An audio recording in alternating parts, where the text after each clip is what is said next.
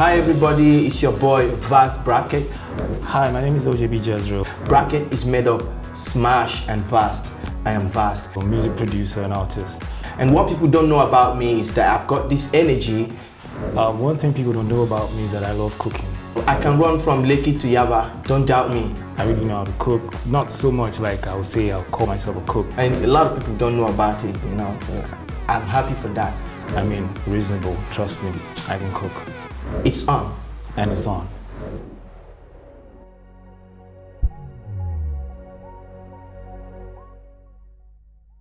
Hi, welcome to the show. Today, we're going to be talking about beating the Grim Reaper, and I'm doing this with my main man here, Vast from Bracket. Yeah, thank you. Oh boy, I'm market now. Oh boy, you see, I thank God for us. Allah. I will tell you. But actually, there's a confusion out there. People are talking about you have leukemia and all that. That you had leukemia or what it was, but yeah, I never had leukemia. I had lymphoma. Lymphoma. It's another type of blood cancer. You know that if not for the fact that these things are like, you know, cancer or some form of disease, it sounds like one kind degree you collect from one university that have lymphoma. My brother. What do you mean that is of? Oh, lymphoma, like I told you, is a blood cancer. Like it flows through the veins. Wow. You know, before you can get treated, you have to do a transplant first. Wow. Through the marrow or bone marrow. Through the bone marrow. Bone marrow. Yeah, so that they will know the type of treatment, the type of medicine they will give you. If they don't do it, they might kill you. You know, so the process is very, very difficult. They actually said that the cancer is not a problem, it's the treatment. Well, did you have that here or did you have it outside the country? Yeah, I discovered it here. They discovered it here. Yeah, okay. So they referred me out there. Out there, yes. Okay. So what about you? I heard about you when I was in the hospital. Like I was lying down like this. I'm like, OJB. Oh God. OJB. I used to know OJB. Like you are Two-Face producer. Even till now, I believe that if you touch Two-Face. So, but I heard about your story. I heard about everything, and thank God for people that contributed, people that helped. Yeah. You know. So, tell me a little bit about that. Well, for me, it was something that is, you know, I hear about people having kidney problems, and it's one thing to have that situation. It's another thing what it does. It takes a toll on your family structure itself. Okay. I think that's the most scary part of it all. It wasn't really just it wasn't just about the operation, the transplant, or what it was, but it had to do more with, you know, the family structure. You know, it takes a toll on them. Anyway, I thank God for, like I said, I thank God for us. If he no be God. Yes, sir. I thank God for everything, my brother. Thank God for us. Thank God for God. Yes, so let's take a break and we'll be right back.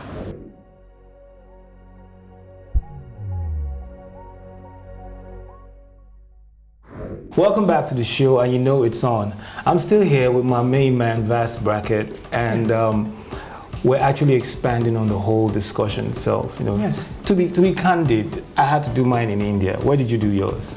UK. UK. So you see, for some reason, it says a lot for us, especially finding that you're, you know, big figures in your country and you have to go out of the country to actually have this done. What do you think is the problem? Yeah. Like from the start, you know, this is the problem we've always encountered as Nigerians, you know, like not having, for instance, enough infrastructural facilities, you know, and I found out that the problem we're having is not that we don't have good doctors. Exactly. But we don't have the equipment.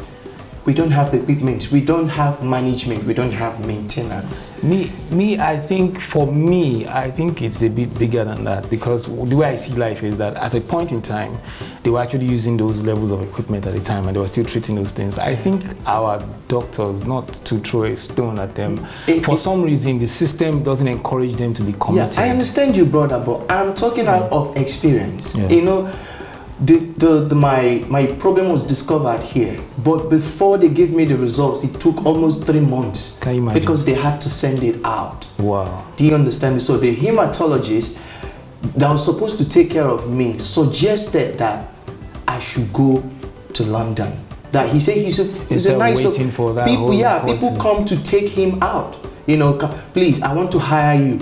I want you to come over to India, come to America. You see, so we have qualified doctors, but we don't have the equipment. So I think it shows how the system itself. Yeah, the system is low, very and low. It doesn't encourage the doctors themselves to. That is my point, my committed to the brother. system. And I'm very, very happy. They were sincere. In some occasions, some doctors will be like, "I can treat you. I'm sure. Everything is set." And when he starts, all he cares about is money. But do you have a way, like for you now with your experience and everything, like for me with my experience, it has affected me to a point where I'm seeing myself, giving back somehow, starting the OJB Foundation, just an idea. But for you, what do you see it as? Are you looking at it as an opportunity to also give back to people? Because of course, we're trying to set up a Bracket Cancer Foundation as well. We've met some eligible people to help us, starting with the proposal, starting with the concert, and if any money is raised, we are now building the cancer, center now, but we need to rescue people so that as people, much as possible, so that people will see that, okay. Even if it's the diagnostic level self, yes. that let people even know what they have. My brother, let me tell you the truth. Yeah. In this country, a lot of people have cancer. Yeah. And they're dying. Seriously. And another thing is this kidney problem is arising every day. It's 1 out of 7 now. It's 1 out of 7. Before we came here, they were talking about alcohol, and I was looking at you. I said, if this one requests for alcohol, I'll take it out from you. So the alcohol thing is a problem that Nigerian youths are having now. That thing they used to have in America, Europe. I don't know how they manage their own, but now it's serious in Nigeria now. You see guys getting sick day by day, and still they consume the amount of alcohol they consume is unbearable. Well, I think you need to hold that thought, because as they're saying the alcohol now, they might come and endorse one of us. So take it easy. Okay. We'll be right back after this time.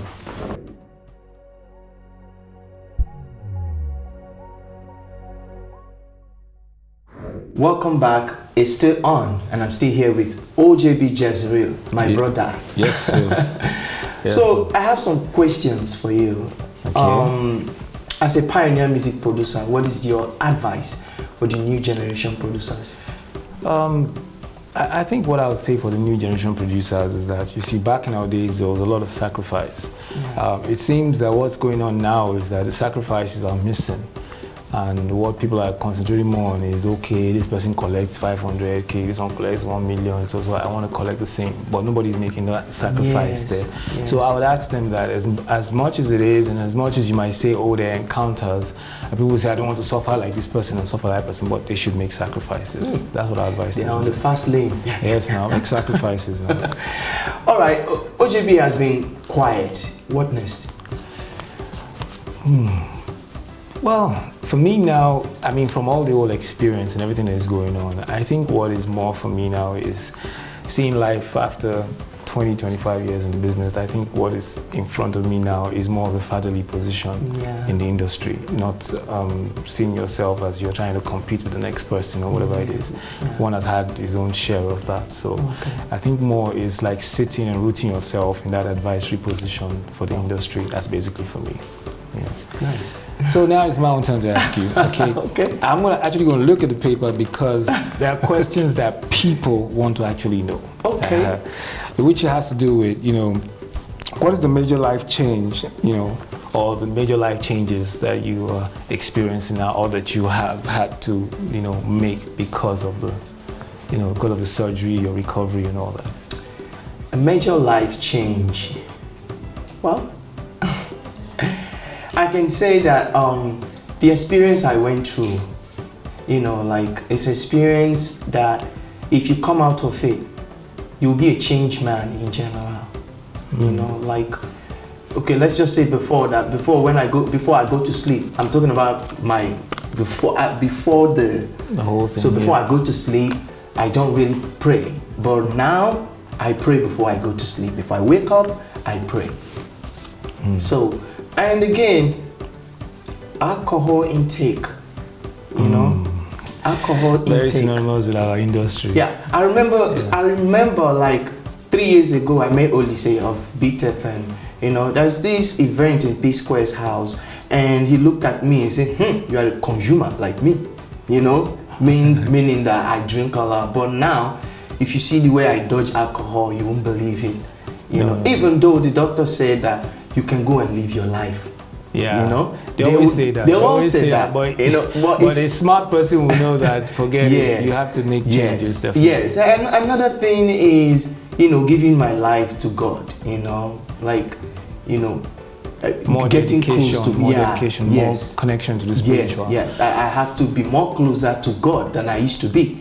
Okay, but this one I'm going to ask you now is a question that is so obvious. Okay. I mean, check it out. You're on Smash, right? You've been going on together as a group, the whole bracket thing and everything. You understand what I'm saying? And there will definitely be people talking here and there that, why don't you do your own thing now? You step aside. I mean, check what happened to Casey and Presh, for example. Casey Presh. So people, and you guys, yet you stay together. And so how are you managing it? What's the concept? How are you doing it? Yeah, before I got into this mess they call cancer, whatever, you know, I for once never thought about breaking up with Smash, you know, because we had this understanding. For instance, we don't drag about who is the lead singer and who is not the lead singer. Yes, no. Oh, Smash, you are the lead singer. Go there and sing the chorus, sing everything. It doesn't matter. What matters is the song come out good. Yeah, and the money is complete. And the money is complete. And when the money comes, we handle the project, handle the bill, and share the rest. Do you understand me? So that's how we've been before now, God gave me the second chance. And before I was referred to London, I begged God, like, please help me, you know, help me, give me, all I want is love. Just give me your love, finish. And just give it to me through people around me. Because this Smash stayed beside me throughout the whole thing. I spent a year in UK. He was there all through. That he couldn't even cut his hair. No love is like that. You know, so now that we're back, fully back, I have the strength to go into the studio and make 15 songs once. I can do it. Now, you can't tell me that Vast, you are too much, you have to leave Smash. For what? Exactly. Yeah. I think it's understanding, basically. Yeah. That's basically.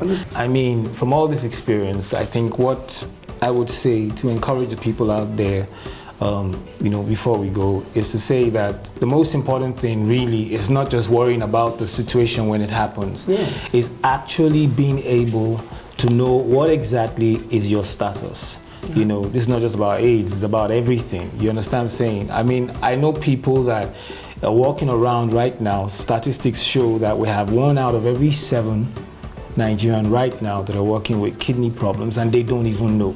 So it's only when it gets to that stage, and so you can imagine with what you went through and everything, you know, I mean. Yes, he said it, you have to know your status. It's very, very important. You know, like,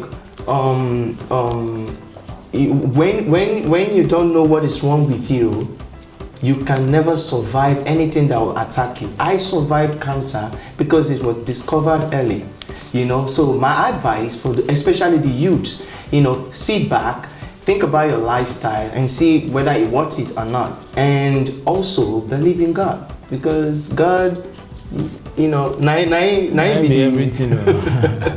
And be everything. Yeah. So definitely we're at the end of the program. All right, it's been a great time talking with my main man here, Vast Bracket. Yeah. And what I want to tell you is that we see you next time. Not us, but definitely different people. Thank you, right? everybody. And remember, the program is still on.